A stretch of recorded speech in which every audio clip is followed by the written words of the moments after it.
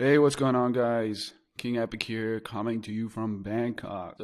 7 o'clock right now, 7 p.m., so I still got a good 2 hours before I actually head out. I'm looking down here to the Nana BTS station, and not that much going on right now, so still have plenty of time left. I will use that to do a Q&A video. I haven't done those in a while, probably for months. I don't know why. I really enjoyed it, so let's get started.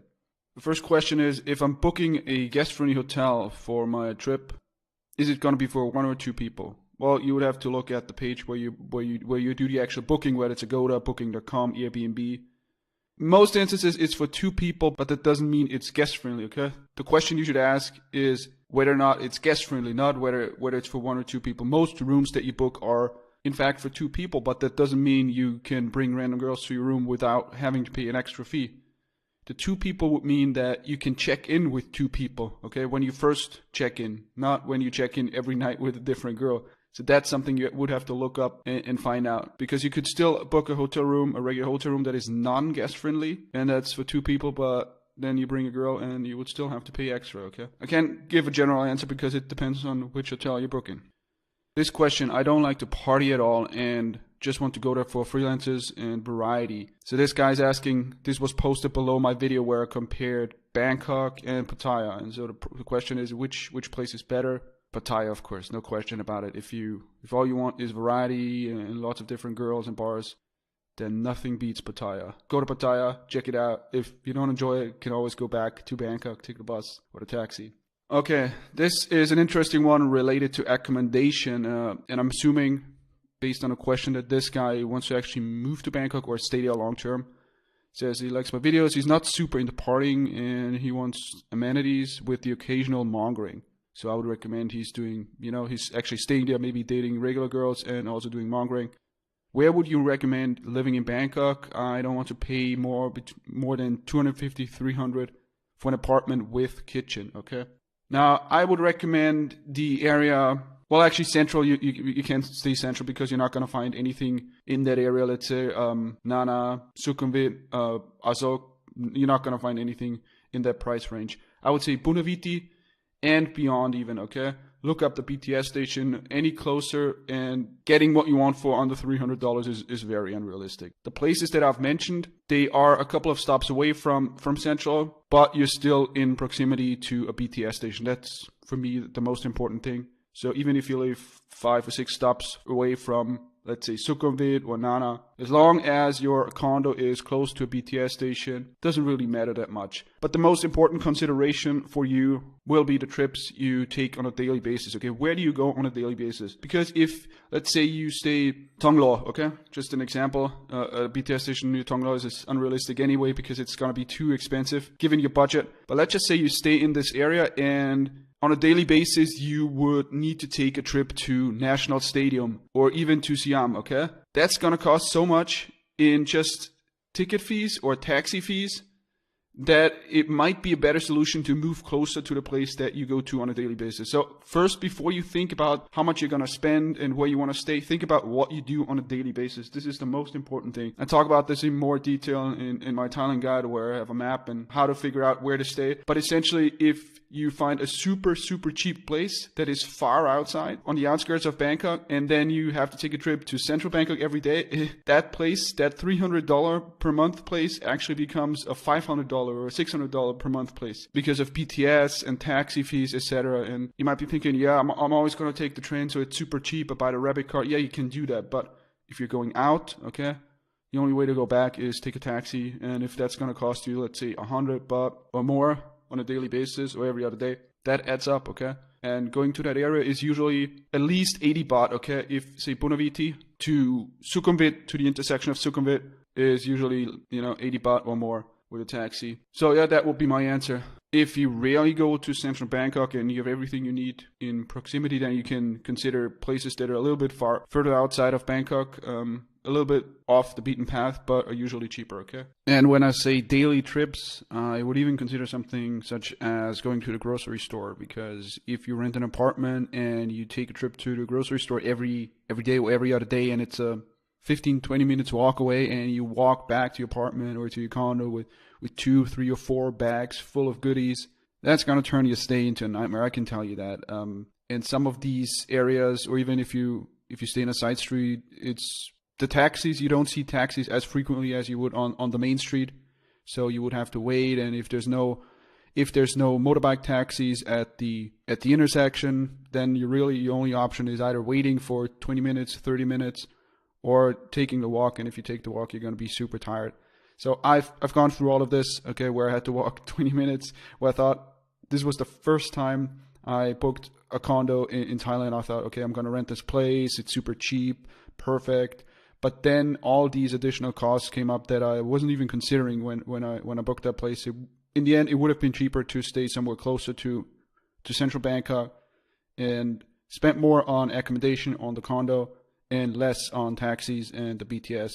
BTS, even though it's cheap, it's not a nice experience, especially if you go out at night and say you take the BTS at 6, 7, 8, or 9 o'clock. It's going to be packed. It's not a nice experience. It's nice in the morning or even around noon if you need to take a trip where it's completely empty almost. But other than that, I wouldn't want to go through that experience on a daily basis. But yeah, that's an area that this guy described is pretty common for someone actually moving to Thailand or staying in Thailand long term. If you're just there for 2 weeks, then yeah, of course you do partying. It's very easy to figure it out, right? Your hotel, you might sleep during the day. At night you go to the bars. But if you stay there for several months, it's a little bit different, and you're not gonna do such an extreme version of the Thailand experience, at least in terms of nightlife. So you're probably gonna tone it down a little bit. Maybe on the weekend you go out or go to bars. Maybe during the week you meet a girl here and there, and mostly you're gonna focus on whatever you're doing anyway, whether that's whether you have a business or you're going to the gym, etc. Hey dude, I just subscribed. I saw one of your videos, but only street bars and girls. Are there any places or freelancers with their own place? I just hate the street hassle, then walk to the hotel, online, etc. So yeah, you can do that. This is a somewhat common question where people ask, I'm in my hotel room and I don't want to go out tonight, so are there any options where I can actually order girls to my place without going? Yeah, you can. There are escort services, there are websites that you can use on your phone apps to actually get girls to your site, but I don't recommend it. If your goal is to just get a girl and get a massage or short time, whatever, then street bars or bar girls wouldn't be the most straightforward way anyway. So I would just go to a massage place. So if you're in Bangkok, for example, Soi 33, plenty of massage places, and you don't have to take the girl to your hotel room. You can actually do it at the massage parlor. So that's what I would do. Usually that's a place. Let's say you're staying in central Bangkok. It's a 5-minute taxi ride away, and you can actually see the girl face to face rather than doing it online. And then you have to give out your room number, and if the girl is not up to your expectations, then you still have to pay her, or she's making a drama and sitting in the lobby. There's really the upside for this is there's a limited upside, but there's so many potential downsides to ordering a girl to your hotel room, that specifically a girl that you've never seen before. It's a little bit safer if you do it through an agency, okay, an escort site. So with a freelancer, yes, it's riskier, but in general, I would just get a beer or get a coffee or whatever, put you in a good state of mind, and then just go to any of those massage streets where you can actually see the girl sitting outside, take a walk. And trust me, it will be a much more enjoyable experience rather than ordering a girl to your hotel room, okay? And the last question is related to finding two girls. He says, when it comes to finding two girls with threesome, is it better to find a freelancer, go-go, a bar girl, and have her pick who the certain girl will be? So the answer is yes, of course. That's always the best scenario, because there will be girls that are a good match or that have done this before. So if you let the first girl choose the second girl, there's usually better chemistry. Second question is, I prefer the two girls. Again, you would have to discuss this with the girl. So the first girl you pick should be the girl you absolutely like, whether it's personality or looks or both, ideally. And then talk to her about such a setup and what she's willing to do, and if there's a girl she knows or likes that would join them. In terms of likelihood, which girl would do it, it's not like, oh, freelancers, it's going to be easier, or go-go girls. No, it just depends on the girl, okay? Make it your goal to just find the girl you really like. Again, personality, looks, etc., and then take the next step. But you want to take that next step as soon as possible. So you don't want to find a girl and then spend 2 hours with her and find out at the end that she's not even open to a threesome. So that's something you want to address or talk about very, very early in the conversation. All right, so this is for today. By the way, another thing, a lot of people ask, what's the climate right now? What's the weather situation in Bangkok right now? Right now, it's absolutely perfect. Okay, it's very, very rare that it rains. It's not super hot where you're sweating when you're going outside and walking around. So it's actually quite perfect right now. And that changes usually March, April, when it does rain a lot more often. So it can rain on a somewhat daily basis in short bursts. Yeah. So that's not a super big issue, but it does rain. So right now is the peak season and probably the best time to visit Thailand, Bangkok.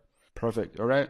So I'm going to get ready and then head out. If you want your question to be answered in one of the upcoming videos, all you have to do, post it below. Don't worry, I'm going to blur out your name and your avatar as well. So, because I had a couple of people actually email me from previous videos that I did if I could blur out their avatar, because people at work, they also watching my videos and they're embarrassed. So don't worry about that. All right. I hope this video was helpful. If you have any additional questions, whether it's a freelancer scene, pay for play, or hotels, accommodation, staying in Thailand, retiring in Thailand, moving to Thailand, anything, just post it below.